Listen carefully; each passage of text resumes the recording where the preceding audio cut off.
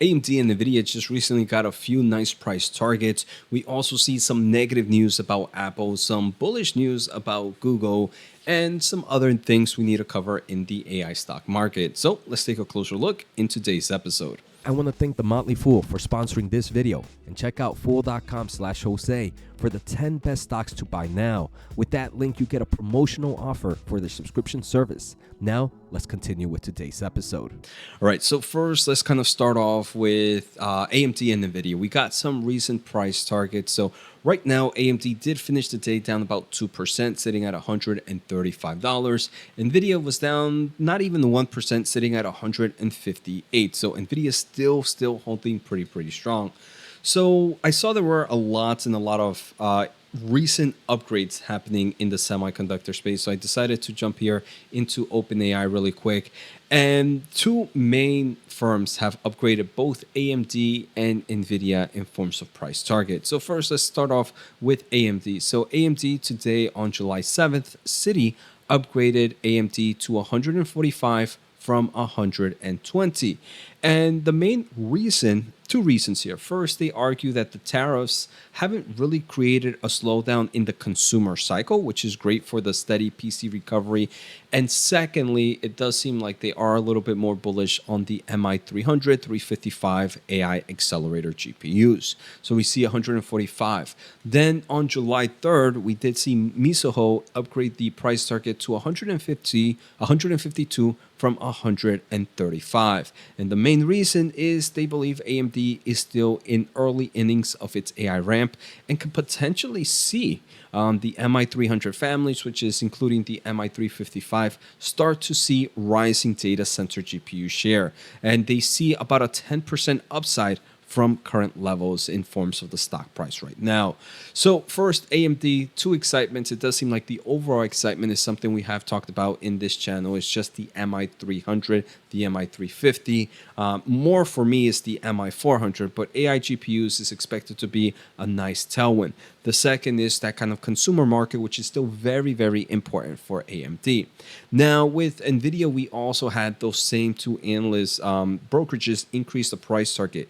So Citi increased the price target from 180 to 190. And the main reason here is they did increase the total addressable market by a few, I think it was around 13-15%. So Citi boosted its data center AI total addressable market to $563 billion by 2028, and says NVIDIA is involved in essentially every sovereign AI deal.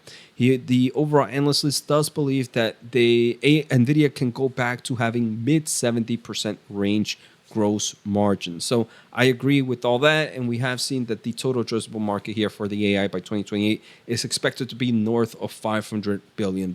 So pretty much in line with what they're saying. Now, Mizuho also did increase their price target from 170 to 185. The main reason is the analyst is very excited about the Rubin platform. Vera Rubin is nice, but the one I'm very excited is the Vera Rubin Ultra. Now, the second thing is there seems to be a lot more excitement for the B40 accelerator, which is kind of the AI GPU that's expected to enter back into the Chinese market. So I personally haven't heard too much about the B40 recently. We haven't really heard too much about export restrictions being lifted off, or if the new way that they are entering this market is going to create some new revenues, if they're kind of making some weakness to the B40, like we saw with memory solutions in past reports. But regardless, we could see that the analyst is very excited about kind of the Chinese market with the B40. So overall, some nice bullish sentiments for overall NVIDIA and AMD. Now, if we want to go any further, we are going to go any further, but if you can, please make sure to hit the thumbs up and the subscribe button. I'm trying to hit 75,000 subs by the end of the year. We just crossed 70,000, so much appreciated. Check out my pinned comment for free newsletter, whatthechipHappened.com, and my favorite platform for stock market investing, fiscal.ai/Jose. Get 15% off. Everything is in the pinned comments below. Now, I kind of want to take a closer look at some recent updates impacting the overall AI market. So Bloomberg recently reported that Apple's top executive in charge of AI model is leaving for Meta. another setback in the iPhone maker struggling AI efforts. Now, this comes to no surprise, in my opinion, right? All these other companies are investing a lot of money in AI and are making some pretty crazy tools and models in the AI market. Yet maybe most Apple engineers are seeming like this is a boring way of kind of developing some new technology. So when things like that, a healthy paycheck, it's very easy to start to see talent move into another competitor. So this is showcasing that Meta's really trying really hard, and I do believe his shots at Apple. Remember, I'm a huge fan that Mark hates Apple to no extent, to such a crazy extent, due to the whole privacy and kind of the issues that they had a few years ago. But I wouldn't bet against Mark, and it does seem like Apple is lagging behind. Now, the next thing is, I thought this was pretty cool. So this is a tweet or X from Logan Kilpatrick, and he is the lead product for Google AI Studios plus the Gemini API. And he mentions the next 6 months of AR are likely to be the most wild we will have seen so far. Everything keeps scaling up. More hardware, more model progress, more product knowledge, more AI momentum, more pumps.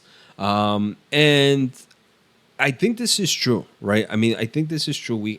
If you saw my video from yesterday, I talked about the AI market and that all these tech players they feel something coming and they're investing pretty heavy in this AI market. And I think Logan is just kind of verifying those thoughts that I've had. I mean, if he believes the next 6 months of AI are likely to be the most wild, that's someone who's in the front line of the AI market. So pretty excited to hear that. I'm gonna guess if he's seeing something, obviously it means Google is pretty excited as well. So it could be seen as a bullish sentiment towards Google. Now, the next thing I want to mention is we're jumping here to Elon Musk. He did mention earlier today that Grok 4 release live stream is on Wednesday at 8 p.m. I think it's going to be 11 Eastern Standard Time. But overall, what we just saw from Logan, right? The AI market is racing like no tomorrow. Grok 4 is coming out. Grok 3 was supposedly good.